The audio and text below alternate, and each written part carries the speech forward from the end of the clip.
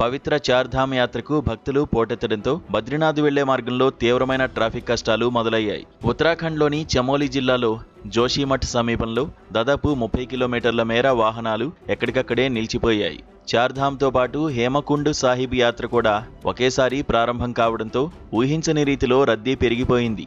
విష్ణుప్రయాగ్ సహా పలు కీలక ప్రాంతాల్లో వాహనాలు ఇంచు కూడా ముందుకు కదలకపోవడంతో వేలాది మంది యాత్రికులు గంటల తరబడి రోడ్లపైనే చిక్కుకుపోయి నరకయాతన అనుభవిస్తున్నారు.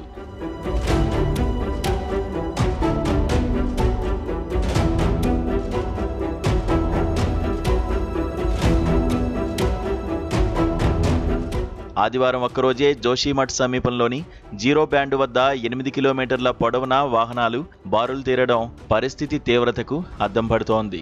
ఈ ఇరుకైన కొండ మార్గాల్లో గంటల తరబడి ట్రాఫిక్లో చిక్కుకుపోవడంతో యాత్రికులు కనీసం తిండి, త్రాగునీరు, మరుగుదొడ్లు లాంటి ప్రాథమిక వసతులు లేక తీవ్ర అవస్థలు పడుతున్నారు.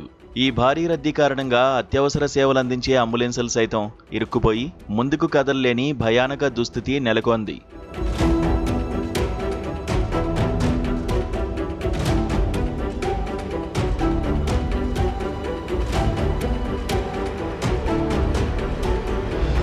ఈ భీకర ట్రాఫిక్ కు సంబంధించిన దృశ్యాలు, యాత్రికుల అవస్థల వీడియోలు ప్రస్తుతం సోషల్ మీడియాలో వైరల్ అవుతున్నాయి.